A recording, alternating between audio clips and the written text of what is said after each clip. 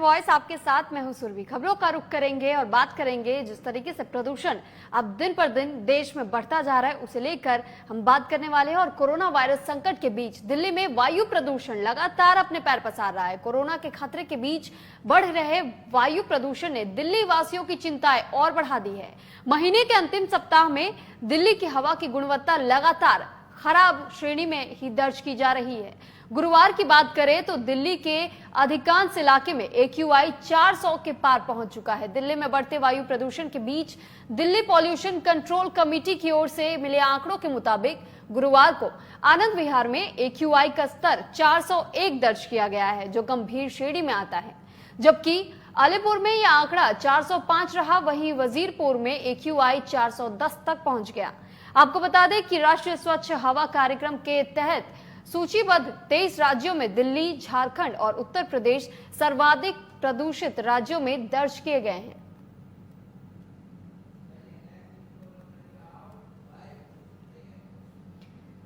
और आम आदमी पार्टी के राज्यसभा सांसद संजय सिंह ने नेशनल वॉइस से खास बातचीत की और उन्होंने बताया कि उत्तर प्रदेश में मिशन शक्ति अभियान फेल हो चुका है। अब यूपी में कानून और व्यवस्था नाम की कोई चीज नहीं बची है। क्या कुछ कहा है उन्होंने, आपको सुनाते हैं।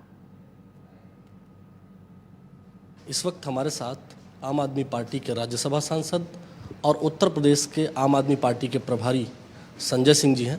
संजय जी, जिस तरह से योगी आदित्यनाथ ने तमाम जो महिलाओं के प्रति और बच्चियों के प्रति घटनाएं हो रही थी, तो उसको लेकर के मिशन शक्ति अभियान की शुरुआत की। इस मिशन शक्ति अभियान को आप कैसे देखते हैं? क्या ये अपने कार्यों को करने में सफल सिद्ध हो रही है? देखिए, जब आप मिशन शक्ति का ढोंग और नौटंकी चला रहे हैं, उसी वक्त मेरठ में मिशन शक्ति के 15 टुकड़े हो गए। 15 टुकड़े। जब आप कन्याओं के पैर धुल रहे थे दशहरा के दिन, उसी वक्त मंद बुद्धि की बच्ची के साथ दुष्कर्म हुआ गोरखपुर में। मऊ में एक युवती के साथ गैंगरेप करके छत से फेंक दिया गया। फरीदाबाद की घटना आप ले लीजिए। आप पूरे प्रदेश में जिस तरह से हरदोई में कार में गैंगरेप हो गया, सहारनपुर में कार में महिला के साथ गैंगरेप हो गया, मेरठ में एक युवती के साथ होटल में रेप की घटना हुई। आप मुझे बताइए, जिस प्रदेश में हर घंटे बच्चियों के साथ बलात्कार की घटनाएं हो रही हैं, वहाँ मिशन शक्ति का आप ड्रामा कर रहे हैं। विज्ञापन में आप सैकड़ों करोड़ रुपए पानी की तरह फेंक रहे हैं। आप उनकी सुरक्षा में पैसे लगाइए ना। महिलाओं के लिए CCTV कैमरे बनवाइए, उससे सुरक्षा होगी कि ये बड़े बड़े बोर्ड, होर्डिंग और अखबारों में विज्ञापन और टीवी से विज्ञापन देने से सुरक्षा होगी। आप जनता के धन का दुरुपयोग कर रहे हैं। आप बिहार में प्रचार में लगे हुए हैं। यूपी की हालत ये हो गई है, अखबार रोज खोलिए तो आत्मा हिल जाती है। छोटी छोटी बच्चियों के साथ बलात्कार की घटना। औरैया में 2 दिन पहले 12 साल की बच्ची के साथ बलात्कार होता है और उसके गर्दन की हड्डी तोड़ दी गई। और पुलिस पूरी ताकत इस बात में लगाती है कि यह मामला कैसे दबाया जा सके। यह है मिशन शक्ति। संजय जी, आपने अभी बिजली बिल को लेकर के बहुत सारी बातें कही। अकेले मध्यांचल विद्युत वितरण निगम लिमिटेड जो है, उसमें सरकारी विभागों का 56,562 लाख रुपए का सरकारी विभागों पर बकाया है, लेकिन उसको सरकार लेने की कोशिश नहीं कर रही है। सरकार बिजली विभाग का निजीकरण तो करना चाहती है, लेकिन सरकारी विभागों से पैसा नहीं लेना चाहती। सरकार जनता से पैसा तो लेना चाहती है, लेकिन बिजली विभाग सरकारी विभागों से पैसा नहीं लेना चाहता। इस पर आपका क्या कहना है? देखिए, बिजली विभाग बहुत बड़ा लूट का केंद्र बन गया है उत्तर प्रदेश के अंदर। हर 3 महीने 4 महीने पर यहाँ पर बिजली का दाम बढ़ा दिया जाता है। यहाँ इन्होंने एक स्मार्ट मीटर लगवाया। उस स्मार्ट मीटर का सच पहले भी सामने आ चुका था। आज उस पर एक रिपोर्ट आई है और वो रिपोर्ट क्या कहती है? वो कहती साहब 30% मीटर भाग रहा है। यानी अगर आपका 1 लाख का बिल आ रहा है तो 30,000 रुपए उसमें लूट हो रही है आपके साथ। आपकी जेब काटी जा रही है, जो दिख नहीं रहा आपको सीधे तौर पे। अगर आपके 10 लाख के बिल आए किसी फैक्ट्री वाले के, तो 3 लाख रुपए उसमें लूट हो रही है। तो मुझे लगता है कि पहली बात तो ये जो पैसे अधिक वसूले गए हैं ये उपभोक्ताओं को वापस किए जाए। पिछले 10 दिन से बाबा जी अभियान चलवा रहे हैं यूपी में, जिसका बकाया है उसको गिरफ्तार करो, जिसका बकाया है उसको गिरफ्तार करो। लोगों पे एफआईआर हो रही है। तो हम लोग पूरे यूपी में हेल्पलाइन नंबर जारी कर रहे हैं कि जिसका भी बकाया बिल है और जिसका भी उत्तर प्रदेश के अंदर गलत बिल आया है, वो दोनों लोग हमारे इस नंबर पर संपर्क करें और उनके मुद्दे को हम लोग उठाएंगे। अच्छा, राज्यसभा चुनाव अब होने जा रहा है, नामांकन भी लिस्ट जारी कर दी गई है। उत्तर प्रदेश में जिस तरह से बहुजन समाज पार्टी और तमाम ये राजनीतिक दल हैं, जो खेल चल रहा है, आप इसको कैसे देख रहे हैं? बीएसपी का जो रवैया है उसको आप कैसे देख रहे हैं? क्योंकि आपने एक ट्वीट भी किया है बीएसपी लिख करके, उसके बाद उसका मतलब आपने समझाया है ट्विटर पर। देखिए, बीएसपी का मतलब है बीजेपी सहायक पार्टी, जो भाजपा को सहयोग देने वाली उसकी सहायक की भूमिका में है। और ये बात मैं ऐसे नहीं कह रहा हूँ, प्रमाण के साथ कह रहा हूँ। हाथरस कांड में मायावती जी न मिलने जाती हैं ना मुखरता से बोलती हैं। बलरामपुर कांड में खामोशी रहती है। लखीमपुर कांड में उनकी ही पार्टी के एक नेता की बच्ची के साथ रेप हुआ, उसके आंखें निकाल ली गई। इतनी बड़ी घटना पे भी वो खामोश रहती है।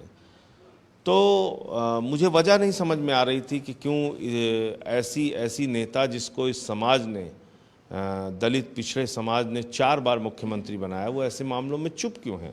अब वजह समझ में आ रही है। अब समझ में आ रहा है कि दरअसल एक राज्यसभा सीट के लिए दलितों के ऊपर हो रहे अत्याचार, जुर्म, जाति का उन्होंने सौदा कर लिया। हाथरस कांड का सौदा कर लिया। चुप रही, वो खामोश रही, इसलिए कि उन्हें एक राज्यसभा की सीट चाहिए थी। तो हाथी के सूंड में कमल इस वक्त साफ तौर पे दिख रहा है और मुझे लगता है कि इसी वजह से अब उनके ही विधायक विद्रोह में उतर आए हैं, बगावत में उतर आए हैं। संजय जी, क्या लगता है उत्तर प्रदेश में कानून और व्यवस्था और भ्रष्टाचार की अगर बात की जाए और 10 नंबर में से आपको कुछ नंबर देना हो तो उत्तर प्रदेश की मौजूदा सरकार को आप कितने नंबर देंगे? देखिए, कानून व्यवस्था में नंबर देने की तो बात छोड़ दीजिए, तो माइनस में है। मतलब बद से बदतर हालत है यहाँ पे। जंगल राज भी कहना कम होगा, क्योंकि जंगल का भी कुछ कानून होता है। यहाँ तो कोई कानून व्यवस्था नाम की चीज़ ही नहीं है। किसी को भी कहीं पकड़ो, कहीं मार दो, कहीं बलात्कार की घटना हो रही है, कहीं लूट की घटना हो रही है, भ्रष्टाचार चरम पर है। तो ये नंबर तो दूर की बात है, ये फेल होने वाली सरकार है, माइनस मार्किंग वाली। तो आम आदमी पार्टी के राज्यसभा सांसद संजय सिंह का कहना है कि उत्तर प्रदेश की मौजूदा सरकार पूरी तरीके से फेल हो चुकी है और किसी भी स्तर पर यहाँ पर अब कानून और व्यवस्था का राज कायम नहीं है। वीडियो जर्नलिस्ट सुमित के साथ आलोक शुक्ल, नेशनल वॉइस, लखनऊ। बढ़ेंगे आगे और बात करेंगे उत्तर प्रदेश की, जहां पर गाजीपुर के मोहम्मदाबाद सीट से बीजेपी विधायक अलका राय ने कांग्रेस को घेरने की कोशिश की है। बता दें कि अलका राय ने कांग्रेस महासचिव प्रियंका गांधी वाड्रा को एक पत्र लिखा और अपने पति के हत्यारोपी रहे बाहुबली विधायक मुख्तार अंसारी को कांग्रेस शासित पंजाब की जेल में अदालतों में पेशी पर भेजने में कथित तौर पर लापरवाही को लेकर के शिकायत करते हुए अंसारी को सजा दिलाने में मदद की गुजारिश की। और इस पर देखिए हमारी एक खास रिपोर्ट।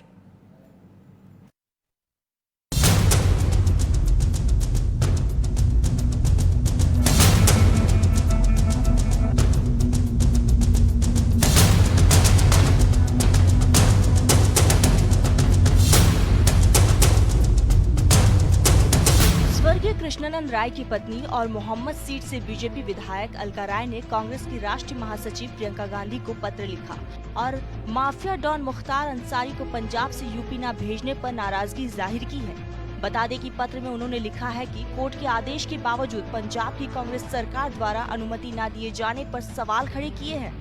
गौरतलब है कि मुख्तार अंसारी पंजाब के रोपड़ जेल में बंद है। प्रयागराज के एमपी एमएलए कोर्ट ने वाराणसी और गाजीपुर पुलिस को मुख्तार अंसारी को पेश करने का आदेश दिया था, लेकिन जब पुलिस रोपड़ जेल पहुंची तो मेडिकल बोर्ड की रिपोर्ट का हवाला देते हुए मुख्तार अंसारी को भेजने से मना कर दिया गया।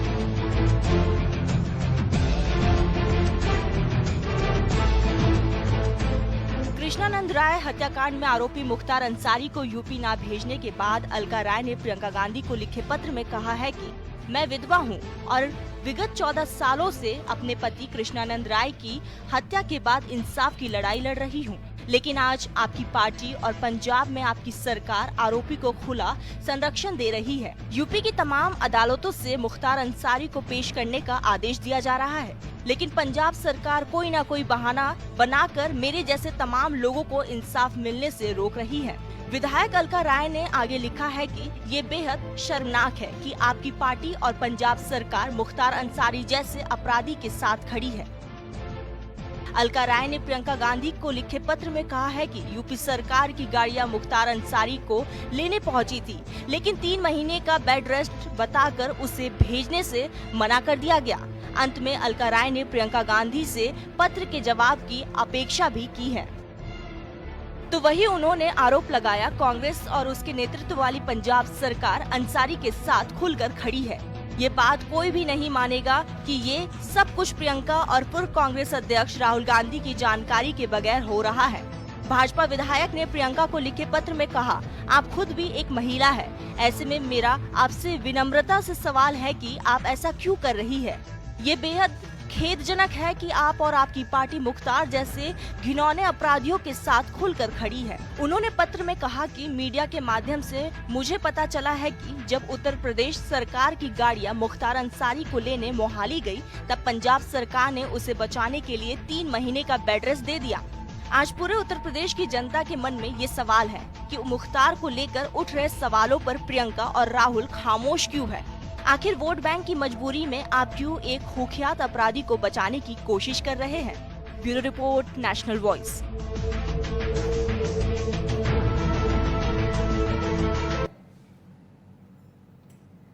और मध्य प्रदेश पहुंची उमा भारती ने एक चुनावी जनसभा को संबोधित किया, जहां बीजेपी प्रत्याशी प्रद्युमन सिंह तोमर के चुनावी प्रचार के लिए पहुंची, जहां कार्यक्रम के बाद एक दिव्यांग महिला ने उमा भारती की गाड़ी का घेराव कर दिया और अपनी परेशानी की जानकारी दी।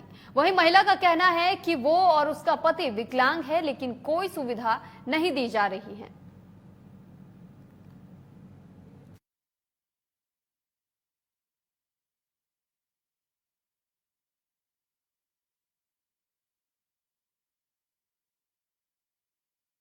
और बात करेंगे अलीगढ़ की, जहां पर विकासखंड टप्पल में अधिकारियों की लापरवाही सामने आ रही है और ऑफिस में अधिकारियों के न होने के चलते लोगों को काफी परेशानियों का सामना करना पड़ रहा है। बता दें कि विकासखंड टप्पल में दर्जनों गांव आते हैं और जहां फरियादी अपनी फरियाद लेकर दफ्तर तो पहुंचते हैं, लेकिन वहां अधिकारी नहीं मिलते हैं। वहीं अगर कोई अधिकारी मिल भी जाता है तो उसको समझा बुझाकर वापस भेज दिया जाता है।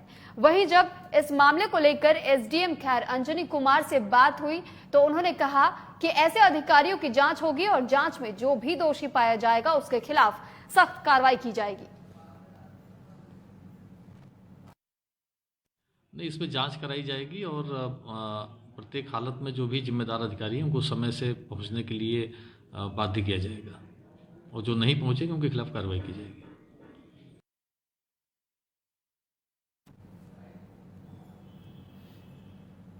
और वहीं लखनऊ के काकोरी थाना क्षेत्र में नशे में धुत सिपाही ने एक युवक को गोली मारकर घायल कर दिया। घटना से पूरे इलाके में सनसनी फैल गई है और सूचना मिलते ही मौके पर पहुंची पुलिस ने घायल को नजदीकी अस्पताल में भर्ती करा दिया गया है, जहां पर इस युवक का इलाज चल रहा है, जिसके बाद पुलिस ने आरोपी सिपाही को गिरफ्तार कर लिया है। वहीं आरोपी सिपाही के पास से एक तमंचा, कारतूस और खोखा बरामद किया गया है। पुलिस के मुताबिक सिपाही और पीड़ित युवक दोनों दोस्त हैं। बताया जा रहा है कि सिपाही के पत्नी से उस युवक के साथ अवैध संबंध चल रहे थे, जिसके चलते सिपाही ने युवक को गोली मार दी थी। फिलहाल पुलिस ने मुकदमा दर्ज कर आगे की जांच शुरू कर दी है।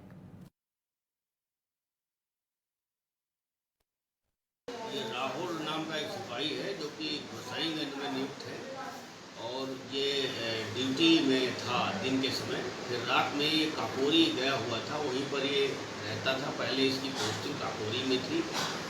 इसकी पत्नी है जो वो भी महिला कांस्टेबल है और वो काकोरी में इस समय पोस्ट है। इसको शक था कि शायद ये इसकी पत्नी किसी से बात करती है। रात में ये शराब पी रहे थे और उसी व्यक्ति के साथ ही शराब पी रहे थे। चांद खां नाम का व्यक्ति है, उसमें लेकर के इनका कुछ विवाद हुआ है। उस पर इसने जो है एक इलीगल जो तमंचा है। बढ़ेंगे आगे और बात करेंगे रायबरेली की, जहां पर खीरो थाना क्षेत्र के पैनासी गांव में आम के खेत में एक पशु आम खा गया। इसी के चलते दो पक्षों में विवाद हो गया और देखते ही देखते ये विवाद इतना बढ़ गया कि दोनों तरफ से लाठी डंडे चलने लगे। घटना में दर्जन लोग घायल बताए जा रहे हैं। तो वहीं सूचना मिलते ही मौके पर पहुंची पुलिस ने घायलों को अस्पताल में भर्ती करा दिया है। वहीं 4 लोगों की हालत गंभीर बनी हुई है और आरोपी मौके से फरार बताया जा रहा है। बता दें कि पूरा मामला आम के खेत में एक पशु आम खा गया था, जिसको लेकर दो पक्षों में विवाद देखने को मिला, जिसके चलते दोनों पक्ष आपस में भिड़ गए और लाठी डंडों से एक दूसरे पर हमला करना उन्होंने शुरू कर दिया। फिलहाल पुलिस ने मुकदमा दर्ज कर लिया है और आगे की कार्रवाई में जुट गई है। साहब हमको मारा, बहुत हाथ हमारा टूट गया। किसने मारा? कुल्हाड़ी से सब खोपड़ी हमारी फूट गई। किसने मारा? राम सिंह। कटहर के पेड़, आम के पेड़ साहब रहे खेत में, वही लिए हम लोग डाटा वगैरह जबरदस्ती चरवा लें। तो साहब हम लोगों को कहन कि 100 नंबर गई थे साहब। अस्पताल कैसे पहुंचे आप? एम्बुलेंस से आए? किस साधन से आए अस्पताल? थाने गए तो वहाँ से गाड़ी आई। और उसमें 5 लोग टोटल थे, जिसमें कि ईश्वरदीन, अनिल, शांति देवी और सुशीता, ये चारों को जो है रेफर किया गया है, जिनमें से 3 को फ्रैक्चर सस्पेक्टेड है हाथ का और एक को जो है डीप इंजरी थी, तो टाका लगाने के लिए जिला अस्पताल सर्जन साहब के पास भेजा गया है।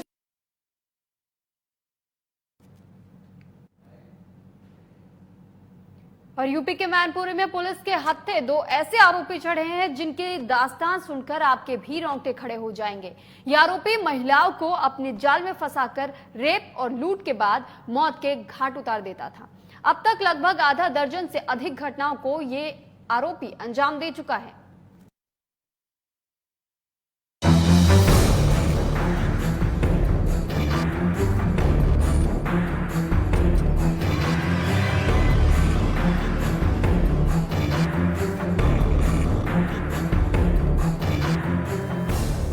उत्तर प्रदेश में अपराधियों की धरपकड़ जारी है। इसी कड़ी में मैनपुरी में पुलिस के हत्थे ये दोनों शातिर अपराधी चढ़े। पुलिस गिरफ्त में आए दोनों अपराधियों पर आरोप संगीन और गंभीर। आरोपों के मुताबिक ये लोग महिलाओं से लूटपाट कर उनकी निर्मम हत्या कर देते थे। इतना ही नहीं, रूह तक कपा देने वाली वारदातों को अंजाम देने से भी नहीं चकते थे। ये पहले लाश के छोटे छोटे टुकड़े करते थे और फिर उन्हें अलग अलग जगहों पर दफना देते थे ताकि उन्हें कोई आसानी से ढूंढ न सके। सर्वेश और संतोष को पुलिस ने गिरफ्तार कर उनसे पूछताछ शुरू कर दी। जानकारी के मुताबिक 4 से ज्यादा ये हत्याएं कर चुका है, जिसके मुकदमे दर्ज पाए गए हैं। बाकी इसके जो दूसरा अभियुक्त है, ये इसी का सगा मामा है, जिसका आपराधिक इतिहास तलाशा जा रहा है और इसके जेल जाने से निश्चित रूप से इलाके में जो भय का माहौल है वो ख़त्म होगा और साथ ही साथ इसका आगे का भी पूरा इतिहास हम लोग तलाशेंगे। दरअसल एक महिला की हत्या के मामले में पुलिस को इन दोनों शातिर अपराधियों को काफी समय से तलाश थी। मुखबिर की सूचना के आधार पर पुलिस ने इन दोनों को धर दबोचा। पुलिस पूछताछ में कई अहम खुलासे हुए हैं। अभी हाल ही में जिस महिला की हत्या की गई वो रिश्ते में आरोपी की चाची लगती है। आरोपी सर्वेश उस महिला से शादी करना चाहता था, लेकिन जब बात नहीं बनी तो उसने महिला की निर्मम तरीके से हत्या कर दी। सूचना मिली मुखबिरों से, हमने सर्वेश यादव और संतोष यादव को गिरफ्तार कर लिया। इनके कब्जे से मृतका का मोबाइल फ़ोन बरामद कर लिया गया, मृतका का कंगन बरामद किया गया है, मृतका का आधार कार्ड भी इनके कब्जे से बरामद किया गया है और ये सिद्ध हो गया है कि इन लोगों ने ही मृतका पूती देवी को गायब किया, उनकी हत्या की और साक्ष्य मिटाने के लिए उसके शरीर के टुकड़े टुकड़े करके, उसके 13-14 टुकड़े करके उसको जगह जगह स्थानों पे जमीन के नीचे गड्ढा खोद के गाड़ दिया था। पुलिस के मुताबिक दोनों आरोपी ऐसी कई हत्याओं को पहले भी अंजाम दे चुके हैं। बताया जाता है कि उसने सबसे पहले अपनी प्रेमिका को मौत के घाट उतारा था। आरोपी पर अपनी मां की भी हत्या का आरोप। बहरहाल पुलिस की तफ्तीश जारी है, कुछ और अहम खुलासे हो सकते हैं। नेशनल वॉइस के लिए मैनपुरी से सत्येंद्र तिवारी की रिपोर्ट।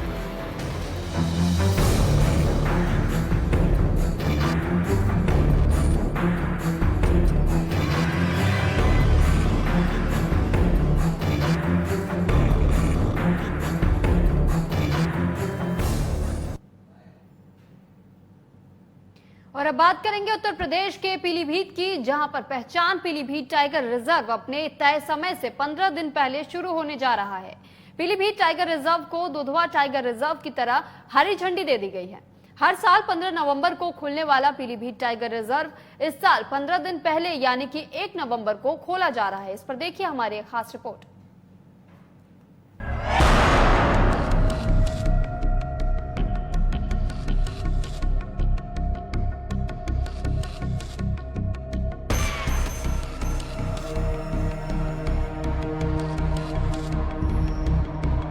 हिमालय की तलहटी में बसा पीलीभीत अपने टाइगर रिजर्व को लेकर देश प्रदेश में ही नहीं बल्कि पूरी दुनिया में खासा लोकप्रिय है। अमूमन पीलीभीत टाइगर रिजर्व 15 नवंबर से लोगों के दीदार के लिए खोला जाता है, लेकिन इस साल पीलीभीत टाइगर रिजर्व अपने तय समय से 15 दिन पहले ही खोला जा रहा है। इसको लेकर पीलीभीत टाइगर रिजर्व प्रशासन ने पूरी तरह से कमर भी कस ली है। पीलीभीत टाइगर रिजर्व देश प्रदेश के लिए नहीं बल्कि विदेशी सैलानियों के लिए भी आकर्षण का केंद्र है। अपने तय समय से 15 दिन पहले खुलने वाले पीलीभीत टाइगर रिजर्व ने लगभग 70% तैयारियां भी पूरी कर ली हैं। बता दें कि पीलीभीत टाइगर रिजर्व प्रशासन ने महोफ रेंज में इको टूरिज्म स्पॉट भी लगभग तैयार कर लिया है, जो कि आने वाले सैलानियों के लिए आकर्षण का केंद्र रहेगा। हाल ही में शासन ने लखीमपुर के दुधवा टाइगर रिजर्व को 1 नवंबर से खोलने की अनुमति दे दी। उसको देखते हुए पीलीभीत टाइगर रिजर्व के 7वें पर्यटन सत्र को भी तय समय से 15 दिन पहले यानी कि 1 नवंबर से खोलने पर मंथन जारी है, जिस पर शासन के आदेश पर 1 नवंबर को खोलने पर लेकर मुहर बन चुकी है। पीलीभीत टाइगर रिजर्व का 6वां पर्यटन सत्र पिछले साल 15 नवंबर से धूमधाम के साथ शुरू हुआ था, लेकिन बीच में मार्च में वैश्विक महामारी कोरोना वायरस के चलते पूरे देश में लॉकडाउन लग गया था। इससे शासन ने 15 जून की बजाय 25 मार्च को ही पर्यटन सत्र खत्म कर दिया। इससे पीलीभीत टाइगर रिजर्व प्रशासन के राजस्व को काफी भारी नुकसान का सामना करना पड़ा था। पीलीभीत टाइगर रिजर्व को 6वें सत्र में महज 17,29,976 रुपए की आमदनी हुई थी, बल्कि इससे पहले 5वें सत्र में 36,72,935 रुपए की आमदनी हुई थी। वहीं आने वाले समय में देखना होगा कि कोरोना काल में कितने पर्यटक आते हैं और सरकार को कितने राजस्व का मुनाफा होता है। News desk, national voice.